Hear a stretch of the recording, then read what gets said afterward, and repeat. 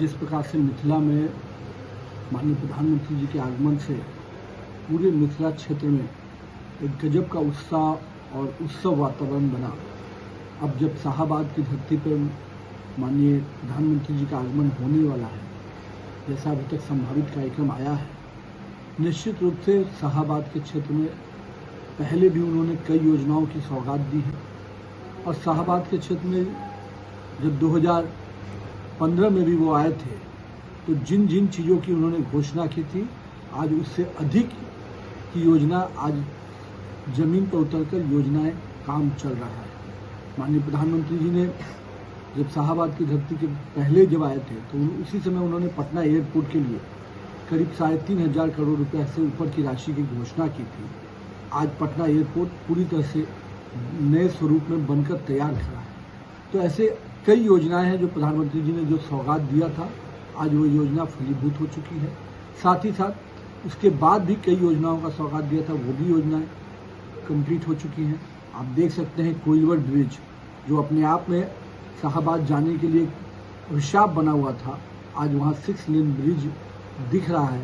तो माननीय प्रधानमंत्री जी की जो योजना और उनका दूरदृष्टि है, कहीं ना कहीं सड़क के क्षेत्र में आज पूरा शाहाबाद, चाहे आरा सासाराम सड़क हो, चाहे बक्सर का बनारस हाईवे हो, ऐसे अनगिनत सड़कों को वहाँ पर उन्होंने देने का काम किया, जिससे पूरे शाहाबाद क्षेत्र में आज बेहतर कनेक्टिविटी दिख रही है। तो शाहाबाद अपने प्रिय नेता के आगमन से निश्चित रूप से पूरे जोश के साथ तैयारी में रहे। क्यों हिचक गए, वो दिन बोलने में क्यों नहीं सामने आई? और आज भी मैं कहता हूँ कि पारसी समाज को सबसे अधिक प्रताड़ित किसी ने किया तो लालू जी के शासनकाल में उनके अपने पुरोधाओं ने किया। इसलिए लालू जी और तेजस्वी यादव पारसी समाज को जिस प्रकार से अपमानित हुआ है, हमेशा आज उस पर घड़ियाली आंसू बहाने से नहीं होगा। और हम लोग तो चाहते हैं कि पारसी समाज नीरा उद्योग के माध्यम से अपने आप को मजबूत करे, वो भी मुख्य धारा में आके उनके भी बच्चे डॉक्टर, इंजीनियर, अलग अलग व्यवसाय करें। लालू जी का परिवार और तेजस्वी यादव क्यों चाहते हैं कि आज 21वीं शताब्दी में भी वो ताड़ ही बेचे? उसका जो नीरा, जो शुद्ध क्षेत्र है, जो ताड़ी का जो सुबह का समय का जो नीरा होता है, उसके व्यवसाय में उनको इंटरेस्ट नहीं है। लेकिन जब वो सड़ जाता है, जब वो अभिशाप बन जाता है, लोगों के लिए जहर का काम करता है, उसके उद्योग की चिंता वो कर रहे हैं। तो लवनी उठाने से नहीं चलेगा। तेजस्वी यादव जी, आपने इस पारसी समाज के मुंह से निवाला छीना है। इनकी माँ बहनों के साथ जो आपने बर्ताव किया है, वो सब कोई के बारे में जग जाहिर है कि आपके शासनकाल में क्या हुआ था। इसलिए आज पारसी समाज पर आप घड़ियाली आंसू बहाने से कुछ नहीं होने वाला है। पारसी समाज को मालूम है कि नीतीश कुमार के नेतृत्व में नीरा उद्योग हो या अन्य व्यवसाय में पारसी समाज मुख्य धारा में आ रहा है।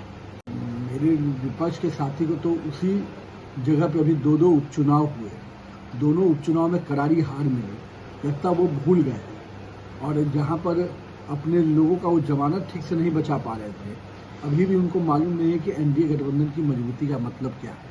और जो भी तथाकथित महागठबंधन के नेता हैं, उनको तो मैं चुनौती देता हूँ कि इस बार शाहाबाद का परिणाम उनको निश्चित रूप से, उनको राजनीति के जो एक स्वरूप है तमाचा मारने का, वो पूरी तरह शाहाबाद की जनता जिस प्रकार से उन्होंने भ्रम की स्थिति पर फैलाकर इस क्षेत्र में वोट पाया था, काम तो किया नहीं।